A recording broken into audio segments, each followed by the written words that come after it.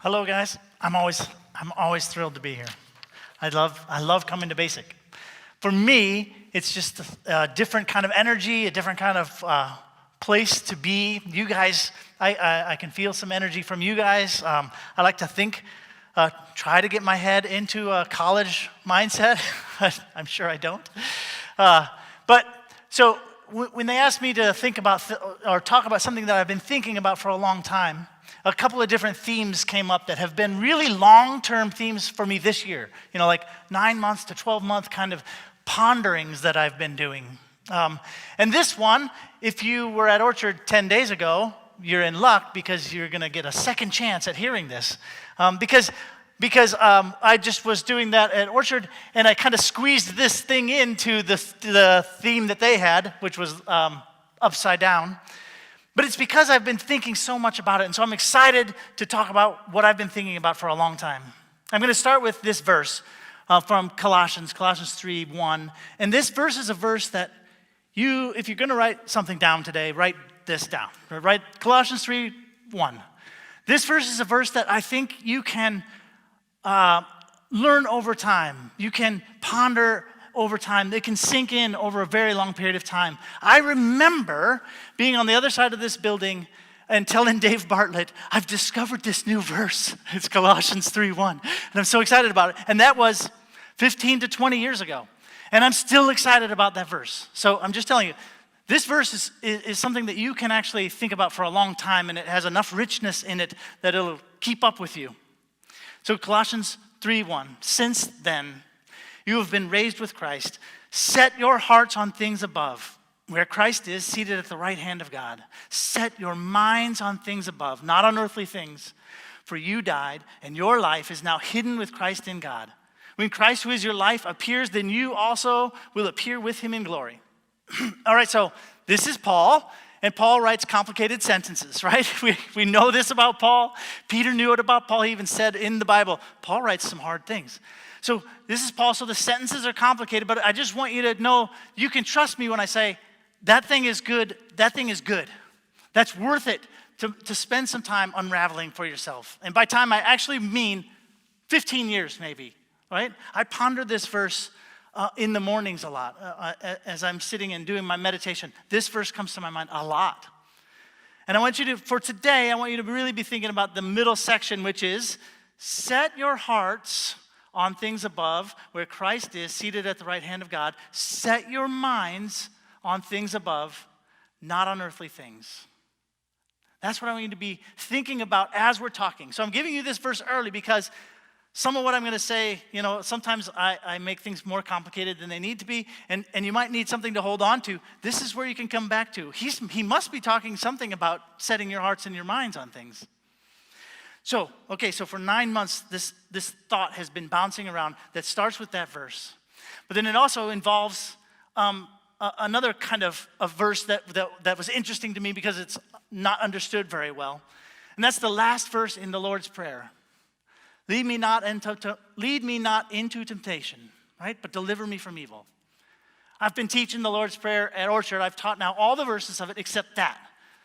Lead me not into temptation, but deliver me from evil. One reason I haven't taught it is because, what do you think it means? What does it mean? Like, just think about it for a second, sort of stripped from everything else. What could it mean? Like, when you pray that, what are you asking God? Because you're saying to God, God, please don't lead me into temptation. And he's like, sure, okay, I won't, right? I mean, this is not a thing you think that God is going to do, right? Lead you into temptation. So what does it mean? And scholars actually aren't all that coalesced on what that means. Well, you know, there's obviously ideas about what it means, and we shouldn't be tempted, but what does it mean for God to lead us into? So anyway, I'm getting too far down that rabbit hole. That's what I'm thinking about a year ago. What does that verse mean? Lead me not into temptation. Okay, so now, as I'm thinking about that, Easter comes along. And in Easter, there's this obvious famous thing that happens besides Jesus raises. Jesus goes into the Garden of Gethsemane with his disciples, and he's going to pray, right? He brings them along, and he says, we're going to all pray, guys. And then they get there, and he says, all right, you guys stay here and pray. I'm going to go by myself and pray for a little bit. But while you're here, I want you to pray that you are not led into temptation. What? Okay, that perked my interest. Oh, here's this thing again that I've been wondering about. How does that work? Where does that come from? Lead us not into temptation. And now Jesus is saying to his disciples, the thing you need to know tonight, and this is where context starts to get blending into today's context. The thing you need to know tonight, on the night before I die, on the night before the world just goes nuts, right? The world goes into chaos. I'm gonna die. Everything is gonna seem to you like it's completely upside down. It's completely backwards. It's completely fried, right? Your world is gonna come crashing down. Right? Does it sound at all like maybe a time that you're living in now, right? So Jesus is saying, on the night before your world comes crashing down, what I want you to do is pray that you're not led into temptation. Okay, so that's significant, right? So Jesus goes away, he prays, he comes back, the disciples are sleeping because they have no idea what don't lead me into temptation means, right? I don't know. So they fall asleep. He wakes them up and he says, why are you sleeping? Get up and pray that you won't be led into temptation. Okay, so he says it twice. This is super important. This is what he really wants them to know. This is what he wants them to think about. Again, in the context of the world is about to go nuts. And you guys need this. This needs to be in your life. Right? Tomorrow, this is going to happen.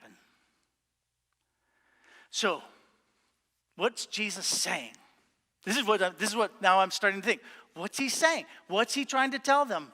What is he worried about them? And so you think about, well, okay, what is temptation?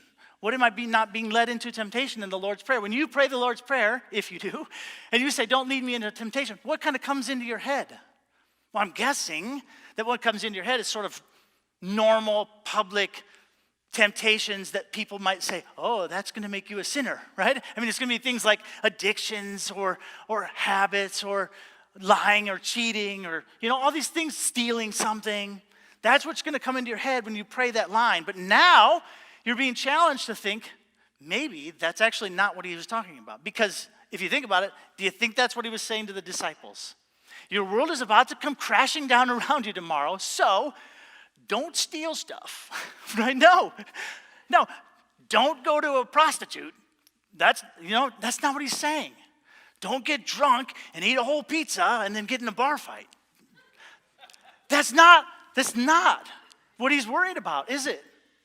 So it makes you step back a little and say, what is he worried about? Well, what's going to happen? What's going to happen is, when the world comes crashing down around these guys, they're going to fall into despair and fear and infighting and hatred and discord and jealousy and selfish ambition and dissensions and factions. And all this stuff, that's the stuff that's going to happen to them. Like, this is what's coming up in their lives. Right? Peter's going to deny Jesus, and John's going to wish he was fishing again, and they're going to go and hide from everybody because they're scared, and they're just not going to be these sort of powerful people who are changing the world. Instead, they're going to fall into a temptation of despair and fear and infighting and factions and hatred and discord for a while. They're going to come back out of it, and that's what tempts us as the world crashes around us. And this is what months ago sort of came as an aha for me, like, oh my word. This is what I'm seeing. I'm seeing as the world crashes around us, all of a sudden, everyone I know is getting this like fear and despair and infighting and discord and jealousy and fits of rage and selfish ambition and dissensions. And that list that I keep saying over and over is for a purpose, because you're going to see it come back, right? But that's the kind of energy that's sort of all around us. Because that's what happens to us when our world crashes down. But because what's happening is, let's go back to our first handhold that I gave you, right? What's happening is you're losing sight of setting your heart and setting your mind on things above. And instead, you're setting your heart and setting your mind on things below. This act that I'm called the down and around. You're just looking down and around at all the things that are happening in your life, the events that are happening, the people, the arguments, the fights, the divisions. You're looking down and around. And the verse keeps saying, no. Set your hearts on things above. Set your minds on things above, not on earthly things. Where's your mind been? Just be honest with yourself. Where's your mind been? Almost 24 hours a day for the last year on things below. Right? There's this collective energy that I was seeing suddenly in all of us. This energy, this spirit, this animating force, this motor, this lava that's under the surface that was powering us. You know, like in some eras, you see like sort of a general angst or something. In this era, we're not seeing angst. We're seeing power, right? We're seeing people who just below the surface are just ready to go at you, right? They're ready to say, you should not be doing that. This is not what we're all about. This is not who we are. They're ready to come at you with sarcasm and disgust and rage and hatred. That's what's powering us. And I see it everywhere. I see it all over. I see it as the system that we're living in. It's like the air that you're breathing is that kind of energy. And just a little bit of a side here. That energy is exactly the energy that you are consuming. Right? That's the energy that you are consuming. If there was a list of ingredients on the content that you're consuming, like there was in a grocery store, the content that you're consuming would say, this content contains sarcasm, hatred, rage, dissension, disgust. Wouldn't it? I mean, really, just objectively look at it. And I'm not blaming you. I'm saying me too. Like as I look at the content I create, it could be labeled that way. All right, so now I want to get to this Galatians chapter 5. Galatians chapter 5, verse 19. The acts of the flesh are obvious. Sexual immorality, impurity, debauchery, idolatry, witchcraft.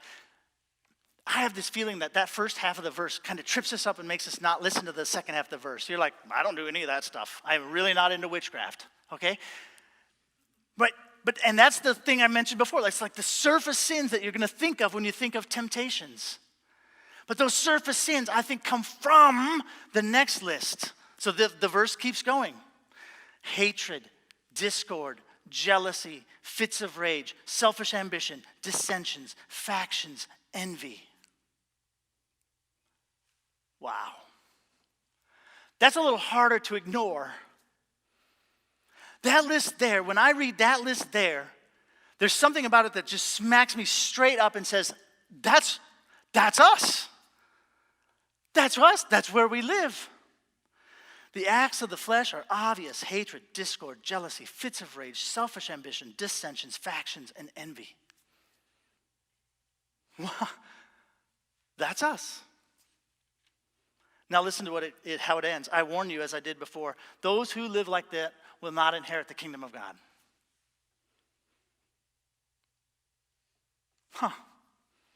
Right? That makes you really think, doesn't it? That makes you really like, I got to ponder what's going on. And it's not, and it's everywhere because it's the air we are breathing. So, Colossians, Paul says the same kind of thing. He says this, just below the verse that I told you to memorize in Colossians 3. Below that he says, but now you must rid yourselves of such things as these: anger, rage, malice, slander, and filthy language from your lips. You must rid yourselves of these things. You've got to do it. You've got to do it. Do you feel the energy like that in you? Do you feel like just below the surface sometimes somebody says something about whatever it is and you're just like, I can't believe they think that. I can't believe they said that. I can't believe they're like that. You must rid yourself of anger and rage and malice and slander and filthy language. So one day, Jesus is a little bit wound up, kind of like I am right now. He's a little bit wound up about this same kind of a topic. Because the religious people of his day were super focused down and around on the law, on following the law, and on being good. And we get that too. You know, if we weren't in 2020 and we didn't have these other issues that have come up to the top of racism and COVID and the election, you know, a thing that affects us as Christians is us looking down and around and judging people according to a law. Like, we're really good at that part. We're super good at that part. Judging people according to a law and saying, this is right and this is wrong and this is in and this is out and this is the line for that. And Jesus is angry at the religious people because of that kind of behavior. And he says this, he says, woe to you, teachers of the law and the Pharisees, you hypocrites. You shut the door. Listen to these words for real. Because these are some of the harshest words you're going to hear in the Bible. You, Christians, they weren't Christians yet, right? You, religious folk, you shut the door of the kingdom of heaven in people's faces. You yourselves don't enter it, and you won't even let those who are trying to. Okay, for real. You guys shut the door of the kingdom of heaven in people's faces, and you yourselves don't even enter it. And then you won't let people who are trying to enter it. Why? Because they were so focused on in and out, and this is good and this is bad, and judging and separating themselves from people who were bad, that they couldn't do it. And then he says this, woe to you, teachers of the law and Pharisees, you hypocrites. You travel over land and sea to win a single convert. And when you do, so they did a good thing, right? They went everywhere. They tried hard to get converts. And when they do, you make them twice a child of hell as you are. Wow. You make them twice as a child of hell as you are. Because he's saying, you're really missing the big picture. You're missing that. You're missing the up, and you're focused on down and around. Woe to you, teachers of the law and Pharisees. You give a tenth of your spices, mint, dill, and cumin, so they followed the law perfectly, but you've neglected the more important matters, which is justice and mercy and faithfulness. That is quite an indictment, isn't it? Of down and around kinds of thinking. All right, so it's time for us to find our way out of these woods that I just led us into. Because really, I think first thing I want you to do is open your eyes and look around and see the energy that is filling us, that is filling you, that is filling me, that when you hear conversations, you can start to say, look at the power that's in that conversation. Look at the power and what it's made out of. And then maybe this verse from Galatians can come to your head and you can say, look what I'm seeing there. Hatred, discord, rage, fits of anger. That's what I'm seeing. That's exactly what Paul said I was going to see. So first I want to get that in your head. And now I want to sort of turn the corner and come out of those woods. Because there has to be an alternative, right? Because I'm just going to admit that that's where we are. That's where I have been. That's where I still to some extent am, but at the end I'm going to tell you, I have actually been walking out of these woods and having a different energy. You can do it. But first you have to know where you are, right? First you have to be able to identify where you are. All right, so now, here's the new kind of way. Here's the opposite lists. Paul, in every place that I've quoted about a list of bad things, almost right after it, Paul says another kind of list. So in Galatians 5, we looked at 5:22, he gives us this list. But the fruit of the Spirit is love, joy, peace. You've heard this, right? Of course you've heard this. But have you heard it with this kind of mindset? Love, the fruit of the Spirit is love, joy, peace, forbearance, kindness, goodness, faithfulness, gentleness, self-control. That is the energy that should be right below the surface. That is the energy that should be animating you, that should be turning the motor. That's the energy that should be trying to get out when a conversation happens. What kind of great picture is that? I mean, really, really for real think that those verses are real. Right? But the fruit of the Spirit, what should be happening in us would look like love, joy, peace, forbearance, kindness, goodness, faithfulness, gentleness, self-control. When I read it, especially when I read it from the current place we're sitting, when I read it in the context of 2020, there's something so inviting, I feel like the Spirit of God is like singing these words and inviting us forward into this new thing. Like, you don't have to be where you are. This has been miserable, but you don't have to be there. You could be here. Right? You could be in love, joy, peace, forbearance. Colossians 3, right where we've been talking all night. Colossians 3, therefore, as God's chosen people, holy and dearly loved, clothe yourselves, put this on, clothe yourselves with compassion, kindness, humility, gentleness, patience. Right? Is that list not inviting to you? Does that list not like, whoa, that is so different from what I experience today?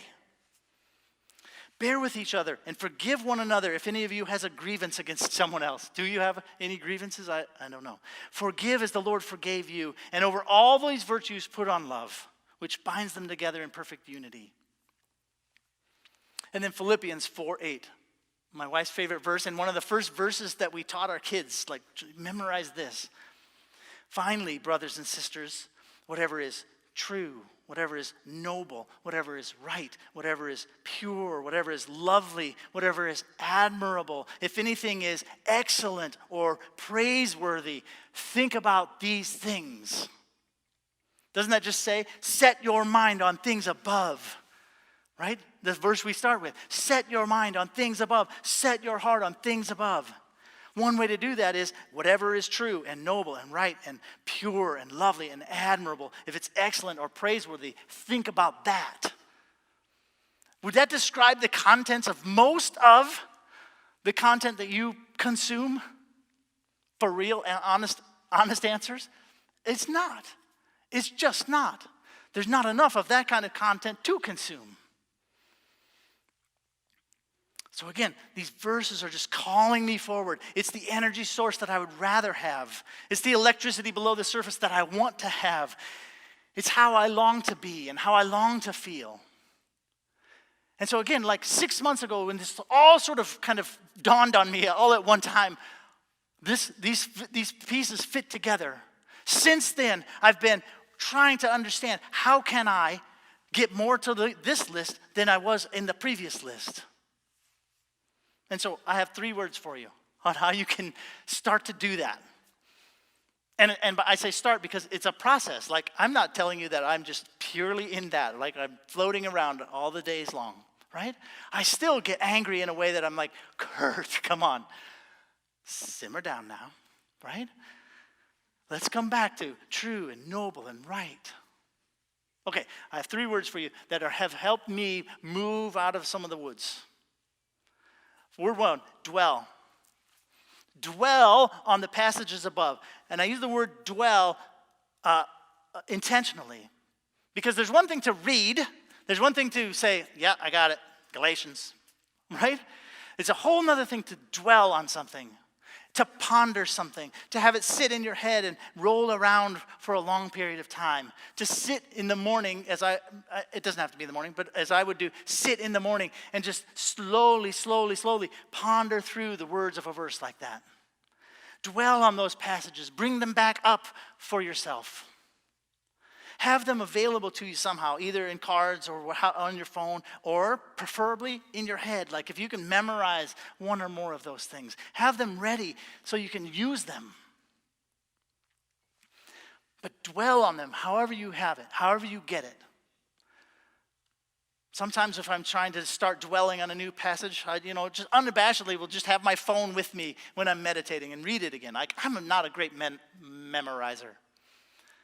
right? So don't be embarrassed about that. You don't have to memorize it all, but try some.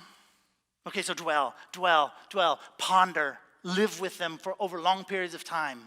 Remember maybe not, but I remember when I was here last year and talking about how to read the Bible. And this is one way to read the Bible is dwell on it instead of just, right?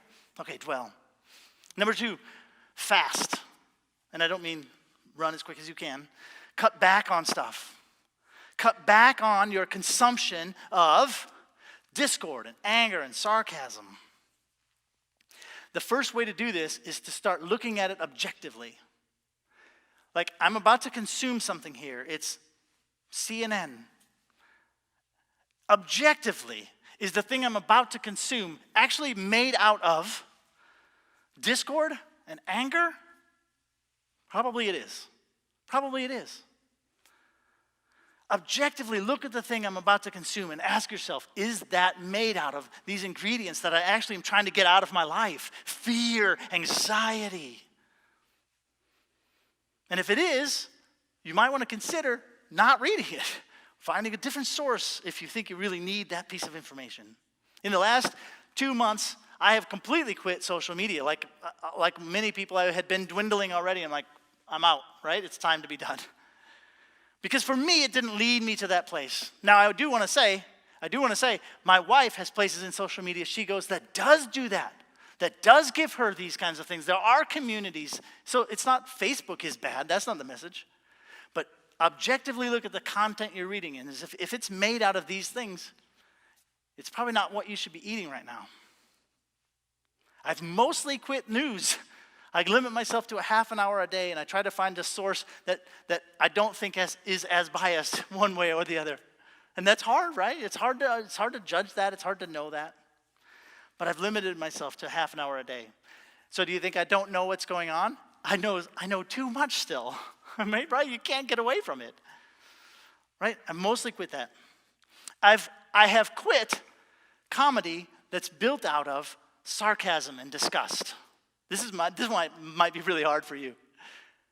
There has been great things that comedy has done using sarcasm to move societies forward, right? So I'm not saying that's never been good. But just ask yourself, how much chocolate cake do I need, right? How much of that ingredient do I need? And I've had enough of it right now. I don't need more comedy that's sarcastic, that's biting, that's discord-based, that's rage-based. So I've cut that out. Okay, so fast from those things. And number 3, set. Continue or start to what? Set your hearts on things above. And set your minds on things above. It takes an action for you to do this. If you drift through, your mind will be set for you. But you have the power. You can set your hearts on things above and set your minds on things above. So, I'm just going to put this last verse, the final verse back up there. Since then, you have been raised with Christ. I so love that because it's in the past. It's a story. It's a past tense. You have been raised with Christ. This is your status. That is who you are. That's so beautiful. Since then, you have been raised with Christ. Because of that, set your hearts on things above, where Christ is seated at the right hand of God the Father. Set your minds on things above, not on earthly things. For your life is now hidden with Christ in God. When Christ, who is your God, appears, you also will appear with him in glory. It's so fantastic of a verse for you to ponder. So dwell, fast, and set. And I think you can find your way out of the woods that we've been in. That's what I think, because I've been trying it. Okay, that's my mixtape. That's the thing I've been thinking about for a year now. And I hope you can use some of it. I'm going to pray. Heavenly Father, thanks for these thoughts, right? Thanks for this pondering. Thanks for the people around us who have thoughts like that too, that we can talk to and process with. Thanks for verses in the Bible where Paul says these strong things, where he says, if you have this, you're not going to be living a kingdom kind of life. It's just not. You're not. But if you have this, you're going to have the Spirit. Thanks for that. Thanks for those smart, wise words of Paul that came from you.